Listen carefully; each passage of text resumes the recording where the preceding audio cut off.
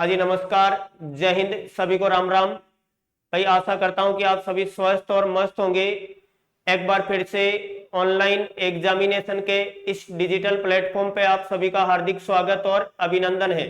भाई आज की जो इस क्लास में हम बात करेंगे वो कंप्यूटर का एक चैप्टर आता है आपका बाइनरी टू डेसिमल, और डेसिमल टू बाइनरी में कैसे बदला जाता है। भाई अब देखो सीधा सीधा आपके सामने जो बाइनरी टू डेसिमल और डेसिमल टू बाइनरी वाली बात करता है तो किस प्रकार से आप कन्वर्ट करोगे। अब देखो एक चीज आपको पता होना चाहिए, भाई जब भी बात करते हैं बाइनरी संख्या, जब भी बात की जाती है बाइनरी संख्या की तो बाइनरी संख्या के अंक होते हैं 0 और 1। अब देखो बाइनरी संख्या के अंक 0 और 1 है तो इसका आधार मान कितना होगा।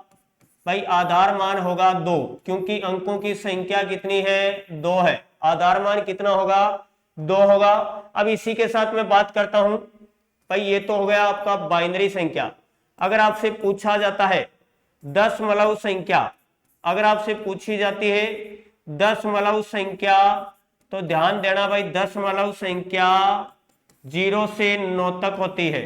दशमलव संख्या 0 से 9 तक होगी। और इसका अगर आपसे आधार मान पूछा जाता है, आधार मान पूछा जाता है तो कितना होगा, 10 होगा। भाई ये बात क्लियर हो गई। बाइनरी संख्या 0 और 1 अंक होंगे, आधार मान कितना, 2 होगा। अगर दशमलव संख्या की बात करते हैं तो 0 और 9 अंक होंगे, आधार मान कितना, भाई 10 अंक है तो आधार मान भी कितना होगा आपका, 10 होगा। अब देखो यहां से क्वेश्चन क्या पूछा जाता है।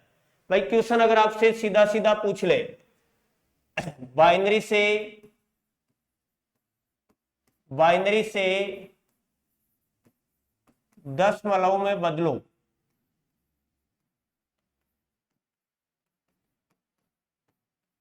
यानी कि बाइनरी टू दशमलव, sorry binary to decimal, binary to decimal, और इधर मैं बात करता हूं डेसिमल टू बाइनरी।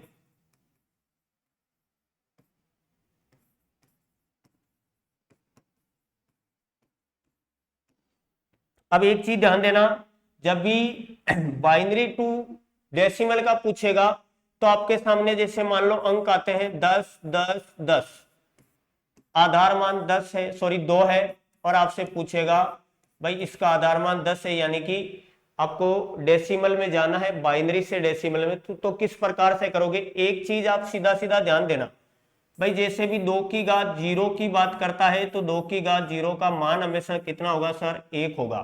कितना होगा, 1 होगा। जैसा अंक है वैसा का वैसा आप लिख दो, 1 0 1 0 1 0, यही अंक है। अब देखो इसको करोगे कैसे, भाई सोल्व करने का बहुत ही शानदार तरीका, यहां से आपको स्टार्ट करना है, पीछे से आपको स्टार्ट करना है, 2 की घात 0 से स्टार्ट करना है।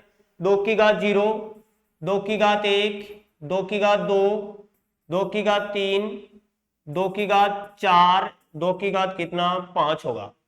अब एक चीज आपको पता है, घात चाहे कितनी भी हो, अगर वो संख्या 0 से गुणा होती है तो वो क्या हो जाता है, 0 हो जाता है। भाई देखो 2 की घात 0 का मान तो 1 हो रहा है, लेकिन वो 0 से गुणा हो रहा है तो क्या हो गया, 0। 2 की घात 1 का मान 2, अगर 1 को 1 से मल्टीपल किया तो क्या आया, 1 आया। 2 की घात 2 का मान लेकिन गुणा किससे, 0 से, तो 0। 2 की घात 3 का मान 8 होगा, क्योंकि 1 से मल्टीपल किया तो भी क्या होगा, 8 होगा। अब देखो ये संख्या 0 से गुणा तो 0। 2 की घात 5 का मान होगा सर 32 होगा। 32 8 40 1 41, यानी कि आपका जो राइट आंसर बना वो कौन सा बना, 41 बना। यानी कि ये संख्या बाइनरी की है, इससे अगर आपने डेसिमल में गया, डेसिमल में बदला तो क्या आया आपका, 41। अब इसी संख्या को, जैसे मैं बोल रहा हूं डेसिमल टू बाइनरी में जाना है, भाई डेसिमल टू बाइनरी में आपको जाना है तो आप किस प्रकार से जाओगे।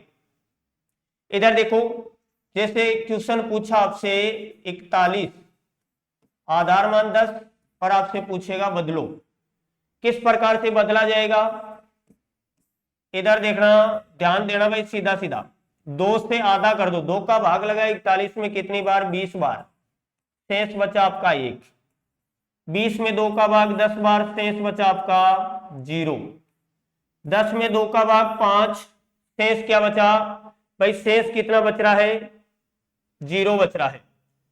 सॉरी ये अपना गलत जा रहा है क्या तरीका। चलो कोई सी भी संख्या ले लो एक बार के लिए आप। मान लो मैंने 78 लिया भाई, 78 लिया। 78 को किस प्रकार से करोगे आप, 2 से आधा किया 39, शेषफल क्या 0। 39 का आधा 19, शेषफल क्या 1 आएगा। 19 का आधा 9, शेषफल 1। 9 का आधा 4 आएगा, शेषफल क्या 1।